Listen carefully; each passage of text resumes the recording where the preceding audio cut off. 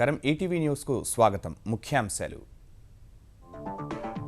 నేటి నుంచి రద్దయిన పెద్ద నోట్ల మార్పిడి ప్రత్యేక కౌంటర్లు అదనపు పనివేళలతో బ్యాంకులు సన్నద్ధం రద్దీ నియంత్రణకు పోలీస్ బందోబస్తు నల్లధనం మార్పిడి ప్రయత్నాలకు మొదట్లోనే ముకుతాడు 2.5 లక్షలు మించి జమయ్యే బ్యాంకు ఖాతాలపై నిఘా ఆధారాలు చూపకుంటే 200% జరిమానా అమరావతిలో సమీకృత ప్రాజెక్టుల అభివృద్ధికి అడుగులు ప్రధాన డెవలపర్లతో సిఆర్డీఏ చర్చలు నెలలోగా టెండర్లు ఖరారు చేస్తామన్న అధికారులు ఫలించిన ఏఎంఆర్పీ దిగువ కాలువ రైతుల ఎదురుచూపులు పంప్ హౌస్ ప్రారంభం కేసీఆర్ చొరవేనన్న హరీష్ వేదికపైనే జానారెడ్డి చురకలు కృష్ణా జిల్లాలో ఘోర రోడ్డు ప్రమాదం రోడ్డు పక్క ఆగి ఉన్న జనాన్ని తొక్కేసిన టిప్పర్ 6 దుర్మరణం 11 మందికి గాయాలు ద్వైపాక్షిక సంబంధాల బలోపేతమే లక్ష్యంగా నేడు జపాన్కు మోదీ 3 రోజుల పాటు పర్యటన అణు ఒప్పందం కుదిరే అవకాశం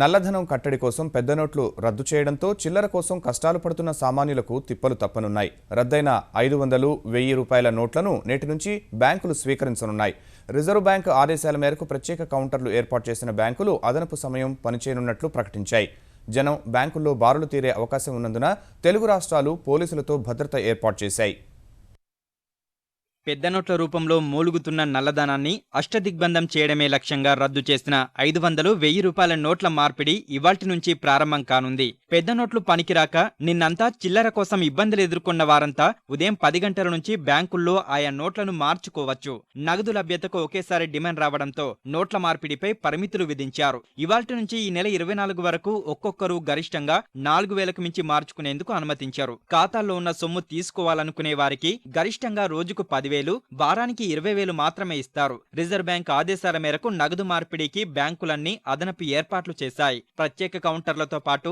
రోజు కంటే అదనంగా పనిచేయనున్నాయి అతిపెద్ద ప్రభుత్వ రంగ బ్యాంక్ అయిన స్టేట్ బ్యాంక్ ఆఫ్ ఇండియా శాఖలన్నీ సాయంత్రం 6 గంటల వరకు పనిచేస్తాయని యాజమాన్యం ప్రకటించింది ఇవాళ రేపు రాత్రి 8 గంటల వరకు తమ శాఖలు తెరిచే ఉంటాయని ఐసిఐసిఐ బ్యాంక్ సీఈఓ చందా కొచ్చర్ వెల్లడించారు అన్ని బ్రాంచీలు ఉదయం 10 గంటలకు తెరిచినా ప్రధాన బ్రాంచీలు ఇవాళ రేపు ఉదయం 8 గంటలకే తెరుస్తామని తెలిపారు ప్రస్తుతానికి ఏటీఎంల నుంచి నగదు ఉపసంహరణ 5 సార్లు మించితే వేసే ఛార్జీలు డిపాజిట్ ఛార్జీలు ఎత్తివేస్తున్నట్లు తెలిపారు యాక్సిస్ కోటక్ మహీంద్రా బ్యాంకులు సైతం ఖాతాదారులు నోట్ల మార్పిడి కోసం వచ్చే వారికి పలు వెసులుబాట్లు ప్రకటించాయి ప్రస్తుత రద్దీ దృష్ట్యా కొన్ని బ్యాంకులు వచ్చే నెల వరకు సిబ్బంది ఎవరూ సెలవులు తీసుకోవద్దని ఆదేశించాయి ఇప్పటికే అన్ని బ్యాంకులకు కొత్త 500, 2,000 రూపాయల నోట్లను పంపించిన రిజర్వ్ బ్యాంక్ ఎప్పటికప్పుడు పరిస్థితి అంచనా వేస్తూ నగదు లభ్యత ఉండేలా జాగ్రత్తలు తీసుకుంటున్నట్లు వెల్లడించింది కేంద్ర ప్రభుత్వ ఆదేశాల మేరకు ఈ శనివారం ఆదివారం కూడా బ్యాంకులు పనిచేస్తాయని నోట్లు మార్పిడి చేసుకోవచ్చని పేర్కొంది నవంబర్ 14 సోమవారం గురునానక్ జయంతి అయినప్పటికీ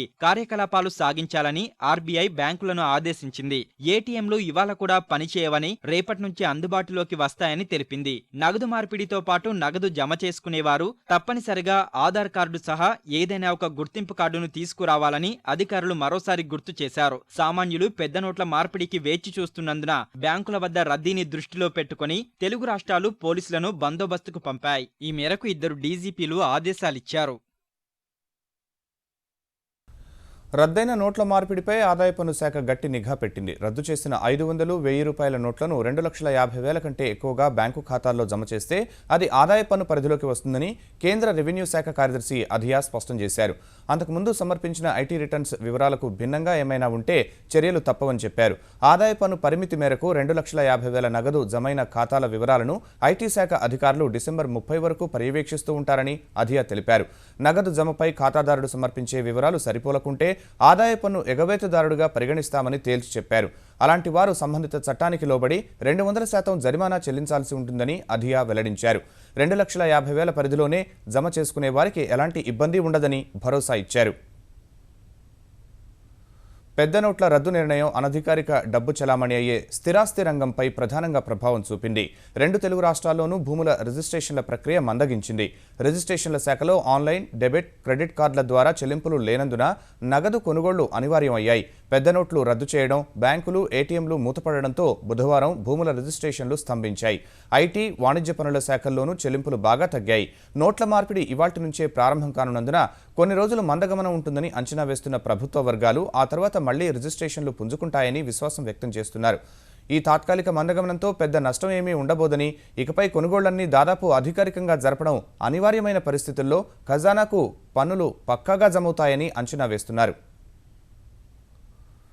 నల్లధనం నియంత్రణ కోసం పెద్ద నోట్లు రద్దు చేయడంపై అధికార, విపక్షాల మధ్య విమర్శలు కొనసాగుతున్నాయి. గతంలో జనతా ప్రభుత్వం ఇలాంటి విఫల ప్రయోగం చేసి మళ్లీ పెద్ద నోట్లు ప్రవేశపెట్టిందన్న కాంగ్రెస్ సీనియర్ నేత, మాజీ ఆర్థిక మంత్రి చిదంబరం, యూపీఏ హయాంలో ఇలాంటి ప్రతిపాదనే వస్తే ఆర్థికంగా పెద్ద ప్రయోజనం ఉండదనే ఉద్దేశంతో విరమించుకున్నామని తెలిపారు.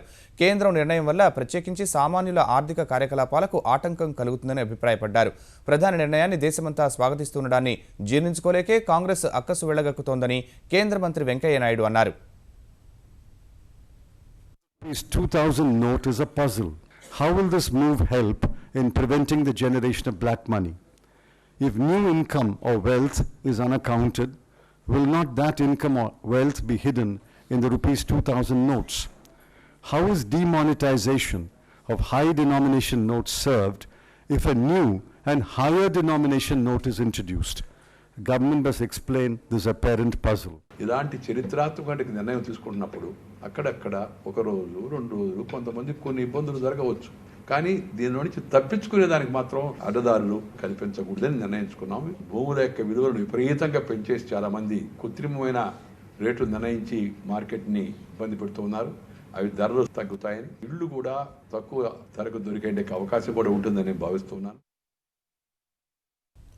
గెలుపు ఓటములు ఎవరివైనా అమెరికన్లు కలలను నెరవేర్చుకునేందుకు సమష్టిగా పనిచేయాలని అమెరికా అధ్యక్ష ఎన్నికల్లో పరాజయం పాలైన డెమోక్రటిక్ అభ్యర్థి హిల్లరీ క్లింటన్ పిలుపునిచ్చారు. ఎన్నికల ఫలితంపై తొలిసారి మీడియా ముందుకు వచ్చిన ఆమె పార్టీ ఓటమి చెందడం తనను బాధించిందన్నారు. ట్రంప్ విజయవంతంగా రాణిస్తారని విశ్వాసం వ్యక్తం చేశారు. అటు ట్రంప్నకు అభినందనలు తెలిపిన ప్రస్తుత అధ్యక్షుడు ఒబామా అధికార మార్పిడి సాఫీగా సాగేలా సహకరిస్తానని ప్రకటించారు. The outcome we wanted or we worked so hard for. You represent the best of America, and being your candidate has been one of the greatest honors of my life. I know how disappointed you feel because I feel it too. But I want you to remember this. Our campaign was never about one person or even one election. It was about the country we love. It is no secret that the president-elect and I have some pretty significant differences. But remember, 8 years ago, President Bush and I had some pretty significant differences. But President Bush's team could not have been more professional or more gracious in making sure we had a smooth transition, so I have instructed my team to follow the example. America అధ్యక్ష పగ్గాలు Trump అందుకొనుండడంతో Paris ఒప్పందం భవిష్యత్తుపై నీలినీడలు కమ్ముకున్నాయి. భూతాపం ఓ బూటకమని, తాను అధ్యక్షుడైతే Paris ఒప్పందం నుంచి America తప్పుకుంటుందని Trump గతంలో ప్రకటించారు. వాతావరణ మార్పులకు సంబంధించి గత ఏడాది కుదిరిన ప్యారిస్ ఒప్పందంపై 100కు పైగా దేశాలు సంతకాలు చేయగా 2005తో పోలిస్తే 2025 కల్లా 26 నుంచి 28% ఉద్గారాలను తగ్గించుకుంటామని అధ్యక్ష హోదాలో ఒబామా హామీ ఇచ్చారు. దీనికి భిన్నంగా గళమెత్తిన ట్రంప్ పీఠం ఎక్కితే ఈ ఒప్పందంలో అమెరికా కొనసాగడంపై సందిగ్ధత ఖాయంగా కనిపిస్తోంది. అధికారికంగా ఒప్పందం నుంచి తప్పుకోవడానికి 4 ఏళ్ల సమయం పడుతుండటంతో ఈలోగా ఉద్గారాల తగ్గింపునకు ఒబామా ఇచ్చిన హామీని ఉల్లంఘించే అవకాశం ఉందని విశ్లేషకులు భావిస్తున్నారు. ఆంధ్రప్రదేశ్ రాజధాని అమరావతిలో అంతర్జాతీయ ప్రమాణాలతో సమీకృత అభివృద్ధి ప్రాజెక్టులు చేపట్టేందుకు చర్యలు ఊపందుకున్నాయి. విజయవాడలోని రాజధాని ప్రాంత ప్రాధికార సంస్థ ప్రధాన కార్యాలయంలో ప్రముఖ డెవలపర్స్తో సిఆర్డీఏ అధికారులు ప్రత్యేకంగా చర్చించారు. కనీసం 17,000 గృహాలుండే సముదాయాలు, 10 లక్షల చదరపు అడుగుల వాణిజ్య సముదాయాలు, 5 లక్షల చదరపు అడుగుల ఎంటర్టైన్మెంట్ జోన్లు, ఫుడ్ కోర్టులు, 3,000 మంది కూర్చునేలా కన్వెన్షన్ సెంటర్లు అభివృద్ధిపై అభిప్రాయాలు స్వీకరించారు.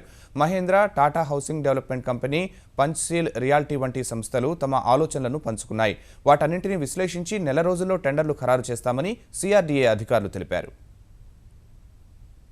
డెవలప్మెంట్ ప్రాజెక్ట్స్ ఎస్పెషల్లీ మనకి జాబ్స్ కావాలి అని అంటే ఆ జాబ్స్ కావాల్సినటువంటి ఆఫీస్ స్పేస్, దాని దగ్గరలో రెసిడెన్సెస్, కమర్షియల్, హోటల్ స్పేసెస్ కావాలి. 250 acres ఉంటే బాగుంటుందని చెప్పారు. 99 years లీజు లేదా వర్సెస్ సేల్, ఇవి రెండు కూడా డిస్కస్ చేయడం జరిగింది. సుమారుగా 6-7 మంది లీడింగ్ ప్లేయర్స్ వచ్చినారు. ముఖ్యమంత్రి గారు ఏ విధంగా హైదరాబాద్ డెవలప్ చేశారు, అదేవిధంగా ఇక్కడ అమరావతి కూడా ఒక వరల్డ్ క్లాస్ సిటీగా వస్తుంది కాబట్టి మేము ఇక్కడ ఫస్ట్ వచ్చి ఇక్కడ డెవలప్ చేస్తే బాగుంటుంది కాబట్టి మంచి రెస్పాన్స్ చేసినారు. మనం ఏం చేసినా ఒక ట్రాన్స్పరెంట్ ప్యానెల్లో ల్యాండ్ వాల్యూ ఫిక్స్ చేసుకుని దీనిపైన బిడ్డింగ్కి ఒక 1 monthలో మెకెన్సీ వాళ్ళు తయారు చేసి దీనికి వెళ్తారు. వాళ్ళు కూడా చాలా ఉత్సాహంగా ఉన్నారు. దీనివల్ల అయితే మనకు ఒకటి వాల్యూ వస్తుంది. తర్వాత ఇక్కడ కావాల్సిన కమర్షియల్ స్పేస్ కానీ, ఐటీ పార్క్స్ కానీ, రెసిడెన్షియల్ ఫెసిలిటీస్ కానీ, హోటల్ కానీ, కన్వెన్షన్ సెంటర్ కానీ కూడా వస్తాయి. అమరావతిని వైద్య రాజధానిగా మార్చాలన్న ముఖ్యమంత్రి చంద్రబాబు ఆలోచనలకు అనుగుణంగా ఈ నెల 26న తొలి అడుగు పడనుంది. ఇప్పటికే అమరావతి పరిధిలో 1000 పడకల ఆసుపత్రి ఏర్పాటుకు ముందుకొచ్చిన Indo UK institute of health భవనాల నిర్మాణానికి 26న శంకుస్థాపన చేయనుంది. ఈ మేరకు విజయవాడలో ముఖ్యమంత్రిని కలిసిన ఆసుపత్రి బృందం తొలి దశలో భాగంగా 50 ఎకరాల్లో కింగ్స్ కళాశాల ఆసుపత్రి ఏర్పాటు చేస్తున్నట్లు తెలిపింది. రెండో దశలో ఆ ఆసుపత్రి అనుబంధ సంస్థలను 100 ఎకరాల సంస్థలలోకి విస్తరించనున్నట్లు సిఆర్డీఏ కమిషనర్ చెరుకూరి శ్రీధర్ తెలిపారు. మెడికల్ ఎక్విప్మెంట్ సంబంధించి Toshiba is a world leading medical equipment manufacturer. So వాళ్ళు దాంట్లో వస్తున్నారు. అలాగే స్ట్రైకర్ అని చెప్పేసి one of the leading medical training institute, వాళ్ళు కూడా వస్తున్నారు. దాంతోపాటుగా అలాగే Kings college medical hospital and college రెండు వాళ్ళు ఎస్టాబ్లిష్ చేస్తున్నారు. కృష్ణా జిల్లా నూజివీడు మండలం తుక్కులూరు వద్ద జరిగిన ఘోర రోడ్డు ప్రమాదంలో 6 దుర్మరణం చెందారు. మరో 9 మందికి తీవ్ర గాయాలయ్యాయి. నూజివీడుకు చెందిన 30 మంది 2 టాటా ఏస్ వాహనాల్లో స్టేషన్ తోట నుంచి పశ్చిమ గోదావరి జిల్లా గుబ్బల మంగమ్మ తల్లి దర్శనానికి వెళ్తుండగా తుక్కులూరు వద్ద ఒక వాహనం అకస్మాత్తుగా ఆగిపోయింది. మరమ్మతులకు సమయం పడుతుందని డ్రైవర్ చెప్పడంతో అందులోని వాళ్లు కిందకి దిగి రోడ్డు పక్కన నిల్చున్నారు. ఆ సమయంలో అటుగా వస్తున్న టిప్పర్ వారిపై నుంచి దూసుకెళ్లింది. 5 అక్కడికక్కడే ప్రాణాలు కోల్పోగా ఒకరు నూజివీడు ప్రభుత్వ ఆసుపత్రిలో చికిత్స పొందుతూ చనిపోయారు. పరిస్థితి విషమంగా ఉన్న ఇద్దరికి విజయవాడ ప్రభుత్వ ఆసుపత్రిలో చికిత్స చేయిస్తున్నారు. టిప్పర్ డ్రైవర్ అతివేగమే ప్రమాదానికి కారణమని పోలీసులు తెలిపారు. ఏదో ఆటోది ఊడిపోయిందని చెప్పేసి దిగి అందరూ కలిసి చూస్తున్నారు. వెనక నుంచి ఒక టిప్పర్ వచ్చేసి వీళ్ళని పడడం జరిగింది. స్పాట్లోనే 5 members చనిపోవడం జరిగింది. మొత్తం అందరూ దిగిపోయి వేరే ఆటోకి ఫోన్ చేసామండి. ఫోన్ చేస్తే అది వస్తుందండి. మేము సైడ్లో ఉన్నామండి. సైడ్లో ఉన్న లారీ వచ్చేసి కొట్టేసిందండి. అంతా ఒక 10 నిమిషాల్లో జరిగింది. తెలంగాణను 1 కోటి ఎకరాల మాగాణంలా మార్చడమే తెరాస సర్కార్ లక్ష్యమని నీటిపారుదల శాఖ మంత్రి హరీష్ రావు పునరుద్ఘాటించారు. నల్గొండ జిల్లాలో ఏఎంఆర్పీ దిగువ కాలువ ద్వారా 80,000 ఎకరాలకు సాగునీరు అందించేందుకు ఏర్పాటు చేసిన పంప్ హౌస్ను ప్రతిపక్ష నేత జానారెడ్డి ఇతర ప్రజాప్రతినిధులతో కలిసి హరీష్ ప్రారంభించారు. ఈ రబీకి 6 తడి పంటలకు నీరిస్తామన్న హరీష్ వచ్చే ఏడాదికి ఎస్ఆర్ఎస్పీ 2వ దశ దిగువ కాలువకు ఆయకట్టు చివరి భూముల వరకు సరఫరా చేస్తామని తెలిపారు. జిల్లాలోని పెండింగ్ ప్రాజెక్టులను త్వరితగతిన పూర్తి చేస్తామని తెలిపారు. ఈ సందర్భంగా వేదికపై మంత్రులు చేసిన వ్యాఖ్యలకు ప్రతిపక్ష నేత జానారెడ్డి చురకలు వేశారు. అనేక ప్రాజెక్టులు స్టార్ట్ చేశాం, కానీ ఏవి కూడా పూర్తి కాలేదు. ఆ ప్రాజెక్టులన్నీ కూడా పూర్తి చేసి తెలంగాణ ప్రజల కలలను సాకారం చేసే విధంగా 1 కోటి ఎకరాల మాగాణిగా ఈ తెలంగాణను మార్చే దిశగా ముఖ్యమంత్రి గారి నిరంతర కృషి ఫలితమే ఇవాళ లో లెవెల్ కెనాల్ మనం ప్రారంభం చేసుకున్నామని చెప్పుకోక తప్పదు. మేము లేకుంటే ఇది అయ్యేదే కాదంటే, అసలు నేను మొదలు పెట్టకుంటే ఇది అయ్యేదే కాదని నేనంటే వాదోపవాదాలు లేదు కదండి. ఇది 220 కోట్ల అగ్రిమెంట్ అయితే ఈ 2 సంవత్సరాల్లో 33 కోట్లు మాత్రమే పని జరిగింది. 180 కోట్ల పని అంతకు ముందే జరిగింది. 90% పని చేసిన ఈ ప్రభుత్వాన్ని అభినందించి పూర్తి చేసినటువంటి మీరు కూడా అభినందనీయులుగా ఉండి పరస్పరం సహకరించుకొని సవ్యమైనటువంటి విషయమని గమనించడం మంచిది. ప్రజా సమస్యలపై ప్రశ్నిస్తే తెరాస ప్రభుత్వం తమపై అనవసర ఆరోపణలు చేయిస్తోందని తెలంగాణ ఐకాస అధ్యక్షుడు కోదండరాం ఆక్షేపించారు. ఐకాస తెలంగాణ ప్రజల పక్షమన్న ఆయన జూలై 16, 27వ తేదీల్లో తాను సోనియా గాంధీని కలిశానని చెప్పడం అవాస్తవమన్నారు. బోధన రుసుములు, రైతు రుణమాఫీ, ఆరోగ్యశ్రీ బకాయిల చెల్లింపులు, ప్రాజెక్టు నిర్వాసితుల సమస్యలు, ఆర్థిక పరిస్థితులపై శ్వేతపత్రం విడుదల చేయాలని కోరితే ప్రభుత్వం ఏ ఒక్కదానికి సమాధానం ఇవ్వలేదని మండిపడ్డారు. ఇప్పటికైనా ప్రభుత్వం సమస్యలపై చర్చకు రావాలని డిమాండ్ చేశారు. ఇప్పుడు 3 నా వెంబడి తిరుగుతారు. నా ఫోన్ పొద్దున్న దాకా వింటారు. నేను ఎక్కడ పోతున్నానో వాళ్ళకి ఎరకలేదా? 16 నాడు నేను వారణాసిలో సమావేశంలో ఉన్నా. 27 నాడు మొత్తం ఇందిరా పార్క్ కాడు ఉన్నా. మీరు రికార్డులు చూసుకొని మాకు రెండో అనుమానం ఎక్కడొస్తుందంటే మీ ఇంటెలిజెన్స్కి ఇంత బలహీనంగా ఉన్నదా? మరి ఈ ఇంటెలిజెన్స్ మీద ఆధారపడి మీరు జిల్లాలో ఏర్పాటు చేస్తున్నారు, మీ పార్టీ కమిటీలో ఏర్పాటు చేస్తున్నారు. మరి అది గింత చక్కగా ఉంటే రేపు మరి మీ నిర్ణయాలు ఎంత బాగుంటాయో మీరు ఆలోచించుకోమని కూడా ఈ సందర్భంగా చెప్పదలిచింది. రైతు సమస్యలపై పోరుయాత్ర చేస్తున్న తెలంగాణ తెలుగుదేశం కార్యనిర్వాహక అధ్యక్షుడు రేవంత్ రెడ్డి రాష్ట్రంలో వ్యవసాయ పరిస్థితులను అధ్యయనం చేసి తక్షణమే కరవు మండలాల జాబితాను ప్రకటించాలని ముఖ్యమంత్రి కేసీఆర్ను కోరారు. ఈ మేరకు బహిరంగ లేఖ రాసిన రేవంత్ కరవు మండలాల జాబితాను నిర్ణీత సమయంలోగా కేంద్రానికి పంపాలని సూచించారు. తెలంగాణలో రైతుల బతుకులు బాగు చేస్తారనుకుంటే ఉమ్మడి రాష్ట్రం కంటే అధ్వాన్నంగా ఆగం చేస్తున్నారని లేఖలో ఆక్షేపించారు. ₹1,00,000 రుణమాఫీ హామీని విస్మరించి 2,700 మంది రైతుల ఆత్మహత్యలకు కారణమయ్యారన్న రేవంత్ కేంద్రం నుంచి వచ్చిన పెట్టుబడి రాయితీని రైతులకు పంపిణీ చేయకుండా గుత్తేదారుల బిల్లుల చెల్లింపులకు వాడుకోవడం దారుణమన్నారు. ఇది బయటపడుతుందనే భయంతోనే కేంద్రానికి కరవు మండలాల జాబితా పంపకుండా రైతులకు మరింత అన్యాయం చేస్తున్నారని మండిపడ్డారు. మూడో విడత పంట రుణమాఫీ నిధులు రైతుల ఖాతాలో వీలైనంత త్వరగా జమయ్యేలా జిల్లా వ్యవసాయ అధికారులు చర్యలు తీసుకోవాలని తెలంగాణ వ్యవసాయ శాఖ కార్యదర్శి పార్థసారథి ఆదేశించారు. హైదరాబాద్ నాంపల్లిలోని వ్యవసాయ కమిషనర్ కార్యాలయంలో జిల్లా వ్యవసాయ అధికారులతో సమీక్ష నిర్వహించిన ఆయన రుణమాఫీ ప్రక్రియ పాత జిల్లా నోడల్ బ్యాంకుల ద్వారానే చెల్లింపు జరుగుతుందన్నారు. రుణమాఫీ అయ్యే రైతుల వివరాలు నోడల్ బ్యాంకుల వద్ద ఉన్నాయని ఈ ప్రక్రియలో పాత జిల్లా వ్యవసాయ అధికారులు సహకరించాలన్నారు. కొత్త జిల్లాల వ్యవసాయ అధికారులకు ప్రతి పథకం మార్గదర్శకాలు, కేంద్ర రాష్ట్ర ప్రభుత్వాలు జారీ చేసిన పథకాల సమాచారాన్ని సంబంధిత సెక్షన్ ఇన్ఛార్జ్ అందించాలన్నారు. కొత్త జిల్లాల్లో అధికారులు కొత్త ఖాతాలను తెరవాలని సూచించారు. ప్రతి పథకం అమలులో అధికారుల సలహాలు, సూచనలు పరిగణలోకి తీసుకుంటామన్నారు. ఈ నెలాఖరుతో పదవీకాలం పూర్తి చేసుకోనున్న తెలంగాణ ప్రభుత్వ ప్రధాన కార్యదర్శి రాజీవ్ శర్మ సేవలను ముఖ్యమంత్రి కేసీఆర్ ఆ తర్వాత కూడా వినియోగించుకోవాలని భావిస్తున్నారు. రాష్ట్ర ఆవిర్భావం నుంచి సీఎస్గా ఉన్న రాజీవ్ శర్మ అనుభవం, కేంద్ర ప్రభుత్వ అధికారులతో ఉన్న సత్సంబంధాలను వినియోగించుకోవాలనుకుంటున్న కేసీఆర్ తన సలహాదారుగా నియమించే అవకాశాలు కనిపిస్తున్నాయి. ఇప్పటికే ఉన్న 6 సలహాదారుల కంటే ప్రత్యేకంగా రాజీవ్ శర్మను సీఎం సలహాదారుగా నియమించవచ్చని తెలుస్తోంది. ఈ మేరకు కార్యాలయాన్ని కూడా సాధారణ పరిపాలనా శాఖ అధికారులు సిద్ధం చేస్తున్నట్లు తెలుస్తోంది. పదవీ విరమణ అనంతరమే రాజీవ్ శర్మ నియామకంపై స్పష్టత రానుంది. తెలంగాణలో ఈ నెల 16 నుంచి 2,000కు పైగా ప్రభుత్వ పాఠశాలల్లో డిజిటల్ తరగతులు ప్రారంభించేందుకు అవసరమైన చర్యలు తీసుకోవాలని జిల్లా కలెక్టర్లను ఉప ముఖ్యమంత్రి కడియం శ్రీహరి ఆదేశించారు. జిల్లాల వారీగా సన్నద్ధతపై సమీక్ష నిర్వహించిన కడియం మౌలిక వస్తువుల్ని పూర్తి స్థాయిలో పరిశీలించాలని సూచించారు. ఒక్కసారి డిజిటల్ తరగతులు ప్రారంభించాక ఎట్టి పరిస్థితుల్లోనూ ఆగిపోరాదని స్పష్టం చేశారు.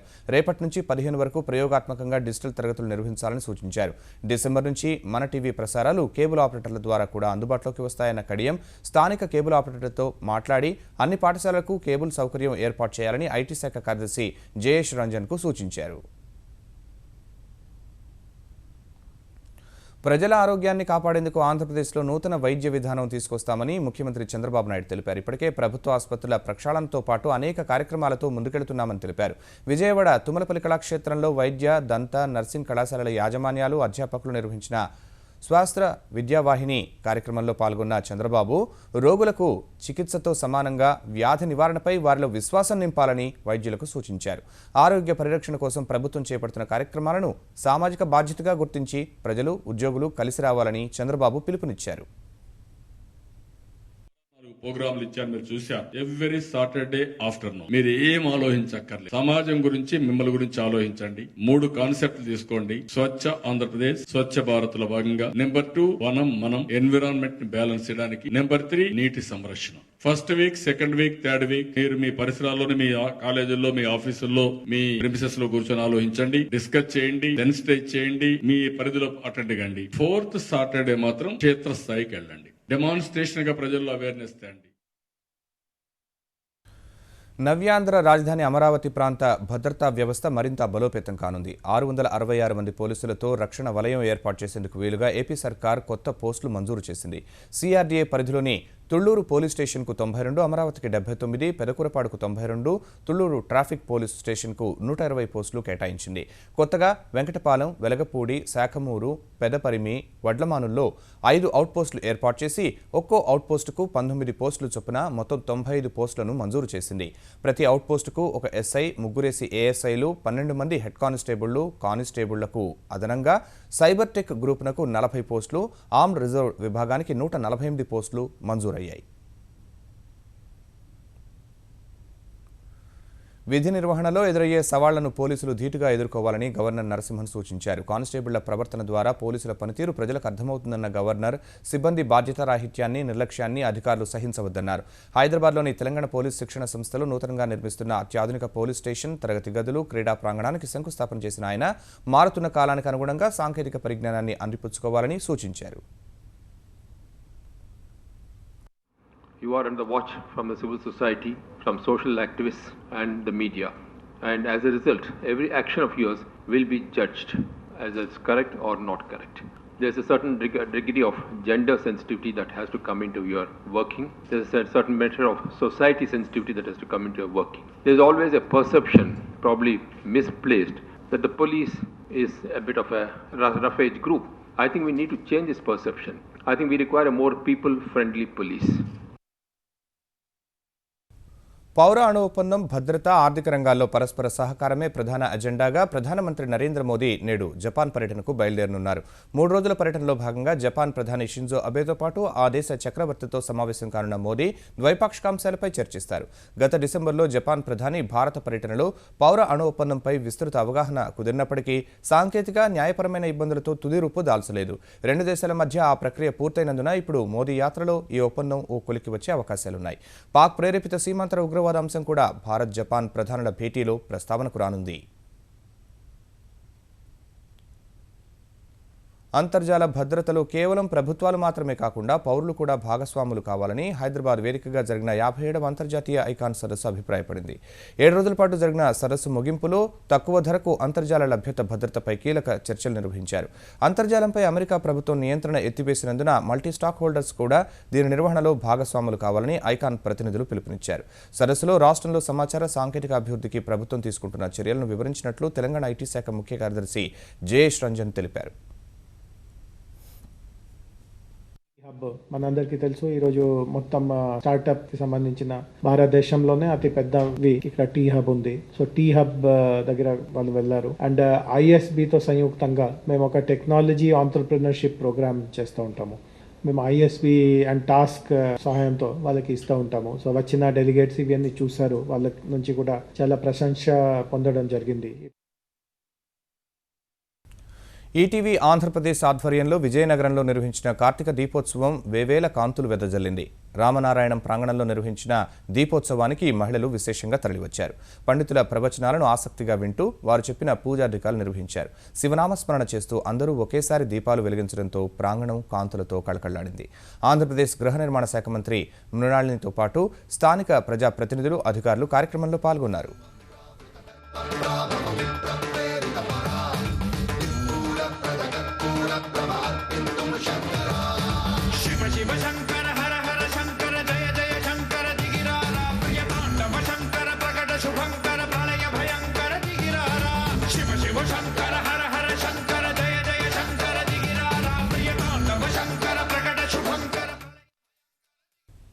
ముఖ్యాంశాలు మరోసారి. నేటి నుంచి రద్దయిన పెద్ద నోట్ల మార్పిడి, ప్రత్యేక కౌంటర్లు, అదనపు పనివేళలతో బ్యాంకులు సన్నద్ధం, రద్దీ నియంత్రణకు పోలీస్ బందోబస్తు. నల్లధనం మార్పిడి ప్రయత్నాలకు మొదట్లోనే ముకుతాడు, 2.5 లక్షలు మించి జమయ్యే బ్యాంకు ఖాతాలపై నిఘా, ఆధారాలు చూపకుంటే 200% జరిమానా. అమరావతిలో సమీకృత ప్రాజెక్టుల అభివృద్ధికి అడుగులు, ప్రధాన డెవలపర్లతో సిఆర్డీఏ చర్చలు, నెలలోగా టెండర్లు ఖరారు చేస్తామన్న అధికారులు. ఫలించిన ఏఎంఆర్పీ దిగువ కాలువ రైతుల ఎదురుచూపులు, పంప్ హౌస్ ప్రారంభం కేసీఆర్ చొరవేనన్న హరీష్, వేదికపైనే జానారెడ్డి చురకలు. కృష్ణా జిల్లాలో ఘోర రోడ్డు ప్రమాదం, రోడ్డు పక్క ఆగి ఉన్న జనాన్ని తొక్కేసిన టిప్పర్, 6 దుర్మరణం, 11 మందికి గాయాలు. ద్వైపాక్షిక సంబంధాల బలోపేతమే లక్ష్యంగా నేడు జపాన్కు మోదీ, 3 రోజుల పాటు పర్యటన, అణు ఒప్పందం కుదిరే అవకాశం.